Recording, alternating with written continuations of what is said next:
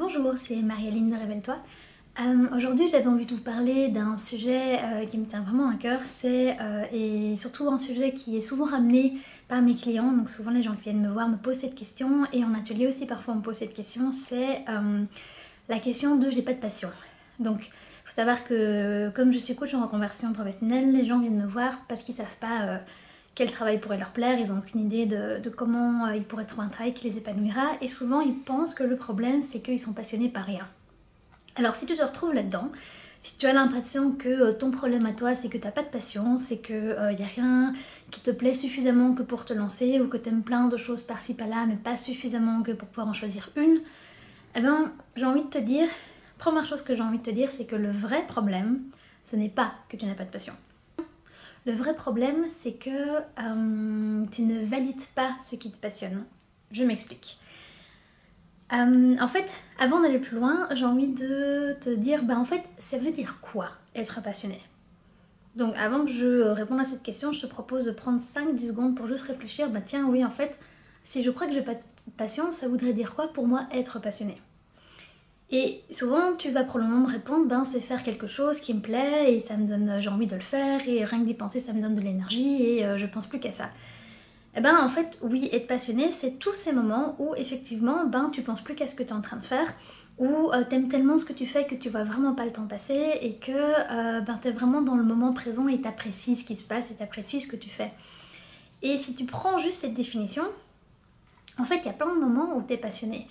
Ne fût-ce que si t'as une chouette conversation avec un ami et que ça dure des heures et puis que vous faites ouh là là, dis donc, le temps il a passé vite, juste cette conversation-là, t'étais passionné.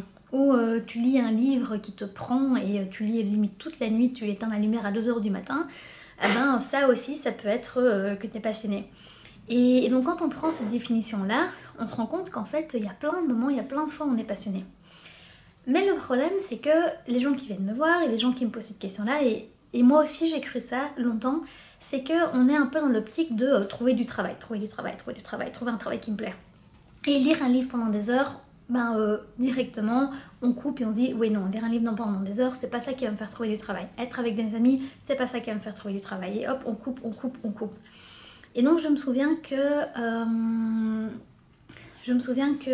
quand j'étais à la fin de mes études, donc quand j'étais en train de chercher du travail, j'avais vraiment cette réflexion. Je me souviens que je l'avais même dit à mon frère, et j'étais hyper frustrée parce qu'il ne me comprenait pas.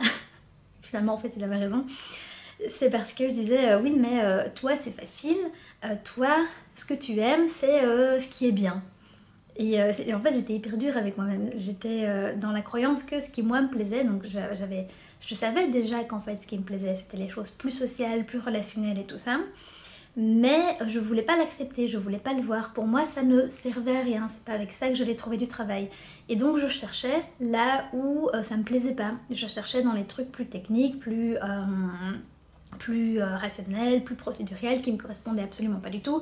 Et donc, évidemment, j'avais l'impression de rien trouver de ce qui me plaisait, puisque je cherchais pas au bon endroit. Et donc, pourquoi je validais pas?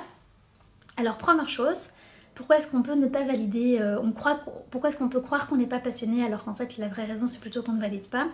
Parce que on croit que ça va être compliqué en fait. On se dit c'est pas l'autoroute, on se rend compte que ce qu'on aime c'est pas l'autoroute, c'est pas ce qu'on connaît, et on a hyper peur d'aller prendre le petit chemin, limite il faudra tout tailler soi-même avec la machette, et on se dit l'autoroute c'est plus facile, sauf que l'autoroute c'est plus monotone. Et sur l'autoroute, oui, on se dit finalement on se rend compte que c'est pas passionnant du tout.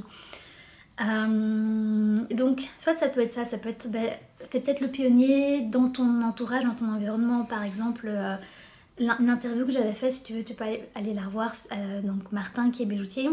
Lui, il a raté plusieurs fois sa première, jusqu'à se rendre compte que les études universitaires n'étaient pas du tout faites pour lui, et a complètement tout laissé tomber, à se reconvertir dans la bijouterie. Lui, il a un peu ouvert la voie dans sa famille, dans son environnement, dans son milieu. Tout le monde avait fait des études universitaires. Et l'idée même de faire quelque chose de beaucoup plus manuel, ça ne lui avait même pas traversé l'esprit. Et donc oui, c'est d'abord planté là où le chemin tout fait, où le petit train-train l'amenait comme toute sa famille, comme tout son environnement. Donc première chose, ça t'amène vers quelque chose d'inconnu. Et donc du coup, ça fait peur, ou on ne connaît pas, on ne sait même pas que c'est possible, on ne valide pas. Deuxième chose, ça peut t'amener vers quelque chose où on t'a toujours dit que c'était nul par exemple.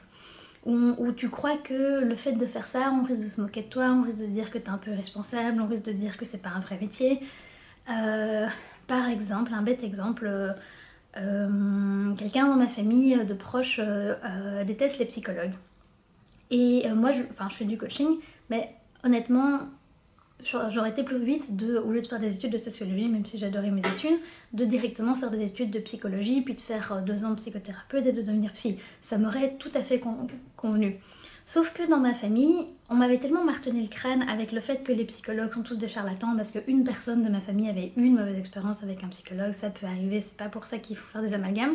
Mais bref, depuis que j'étais petite, j'avais eu cette injonction-là. Et donc pour moi, c'était même pas envisageable d'étudier la psychologie vers 17-18 ans, quand je suis sortie des rétos, parce que j'avais juste peur de ce qu'on allait en dire, j'avais peur qu'on se moque de moi. Et donc du coup, j'ai fait un truc, j'ai fait quelque chose, bon, j'ai commencé par la physique, donc j'ai fait quelque chose qui me convenait pas du tout. Et puis après, quand je me suis reconvertie, quand j'ai changé d'études pour aller vers quelque chose qui me plaisait, j'ai choisi la sociologie, qui était un milieu plus social, mais qui n'était pas connu dans ma famille. Donc on pouvait pas dire que c'était pas bien ou pas. Enfin, je l'avais pas fait exprès, hein, c'était inconscient, mais voilà. Donc voilà, première chose, tu valides pas parce que c'est l'inconnu, parce que ça va être compliqué, parce que du coup ça te fait peur. Enfin, tu crois que ça va être compliqué. 2, parce que tu te rends compte que t'aimes un truc ou dans ta famille, ou dans ton environnement, tu as toujours eu l'impression que c'était moins bien ou que c'était pas ce qu'il fallait faire. Donc pour ça, je t'invite à regarder le dessin animé Pixar, Coco. Alors ça caricature un peu, mais c'est bien fait en fait. Ça explique super bien comment est-ce qu'on peut vraiment se couper d'un rêve ou de quelque chose qui nous plaît juste parce que l'environnement ne le valide pas. Et troisièmement, le fait d'aimer plusieurs choses en fait. On nous fait tellement croire, on nous donne tellement l'impression qu'on est obligé de choisir une seule chose et d'avoir un choix et de faire toute sa carrière pour cette chose-là que finalement, toutes les personnes qui aiment plusieurs choses peuvent croire qu'elles n'ont pas de passion parce qu'elles se disent bah si j'aime plein de choses, c'est qu'il n'y en a pas une que j'aime suffisamment pour faire ça en fait. Alors, aimer plein de choses ne veut pas dire qu'on n'a pas de passion, ça veut juste dire qu'on a plein de passion. Et donc là, de 1, bah, tu peux faire plusieurs métiers en même temps. Il y a des gens, tu peux par exemple avoir un mi-temps et puis faire un autre emploi comme indépendant, c'est possible. Il y a des gens qui le font, ça s'appelle des slasheurs. Mais là, c'est le problème, disons que la difficulté pour ces gens-là, c'est d'abord accepter qu'il y a plusieurs choses qu'ils aiment et que donc oui, ils peuvent être passionnés même si c'est par plusieurs choses. Et 2, bah, de choisir en fait. Choisir ne veut pas dire renoncer, ça veut juste dire qu'on peut tout faire mais pas forcément tout en même temps. Et donc bah, par quoi je commence? Et le reste, ça veut pas dire que je le mets à la poubelle, ça veut juste dire que je le mets dans la salle d'attente. Alors peut-être que quand j'en aurai marre de ce premier projet, je ferai le deuxième, peut-être qu'à un moment donné, je ferai les 2 en même temps, peut-être que j'en ferai 3 en même temps, ça dépend des gens. Mais voilà, quand on aime plusieurs choses, on peut croire que son problème c'est qu'on n'a pas de passion, alors que le vrai problème c'est plus j'aime plein de trucs et zut, qu'est-ce que je fais? Parce qu'on m'a toujours dit qu'il fallait choisir une seule chose. Et 4e chose qui peut se passer aussi quand on croit qu'on n'a pas de passion, là c'est un peu plus tricky, un peu plus compliqué, c'est d'être coupé de ses émotions en fait. Donc moi ça m'est arrivé plusieurs fois à la fin de mes études. C'était des moments où je sentais que j'étais censée apprécier ce qui se passait. Par exemple, j'étais avec des amis, j'étais censée être dans de la joie. Et je me rendais compte que j'étais complètement coupée.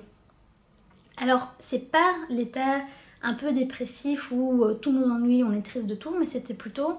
je sentais que j'étais plus là en fait. C'est comme si j'étais en mode automatique et qu'il n'y a plus que mon mental qui fonctionnait, que mes émotions étaient complètement coupées. Alors ça en fait, c'est la version extrême de je valide pas ce qui me plaît. C'est la version vraiment extrême de je m'accepte pas comme je suis et ce qui me plaît c'est pas bien et je devrais aimer autre chose. Et ça peut être aussi, en fait, il faut voir les émotions comme un ensemble en fait. L'émotion c'est le ressenti de la personne de manière générale et donc s'il y a une émotion que tu n'acceptes pas chez toi, que par exemple tu supportes pas avoir peur ou tu supportes pas être en colère, que tu supportes pas toutes les mauvaises émotions, ça va aussi couper la joie en fait, parce que quand tu te coupes par exemple de la colère, tu te coupes de ton ressenti de manière générale et donc tu te coupes aussi de la joie. Et donc voilà, ça peut être aussi le fait de ne pas accepter ses émotions. Mais donc si tu as ces moments de je ressens plus rien et de je me coupe complètement, là c'est un peu l'extrême de je me valide pas et de je valide pas qui je suis. Alors, pour Dans tous les cas, moi ce que je te propose de faire, c'est de réfléchir un peu sur bah, tiens, ta journée d'hier ou la semaine, prends peut-être une journée de week-end, ce sera peut-être plus inspirant, et de réfléchir à tous ces moments où tu te sentais juste bien, où tu te sentais juste là, où tu étais juste content d'être dans le moment présent. Donc je sais pas moi, est-ce que c'était un soir avec des amis, est-ce que c'était en lisant un livre, est-ce que c'était en regardant une série, bah, qu'est-ce qui te plaisait là-dedans? Alors oui, même regarder des séries, il y a il y a des informations à trouver là-dedans. Donc, prends le première chose qui te vient. Donc, je me sens d'une personne en atelier. Elle, pour donner un autre exemple de pas valider, elle avait écrit effectivement lire des livres, faire des séries, et elle était hyper jugeante par rapport au fait d'avoir écrit ça comme si c'était mal, comme si c'était nul, comme si ça servait à rien. Alors bon, premièrement, lire des livres, regarder des séries, tu peux clairement en faire quelque chose. Quel livre? Le fait d'être passionné de romans d'aventure, ça dit des choses sur toi. Le fait d'être passionné de romans, ça dit des choses sur toi. Ça te montre quel type de sujet, quel type de domaine t'intéresse. C'est hyper intéressant. Par exemple, j'ai adoré la série How I Met Your Mother, comme plein de monde. Donc c'est rien d'extraordinaire. Et pourtant, j'ai quand même pu faire des liens avec le coaching et ça m'a quand même fait partie des choses qui m'ont aidé à trouver le coaching. Donc franchement, même des bêtes trucs comme ça, tu peux avoir des infos sur toi.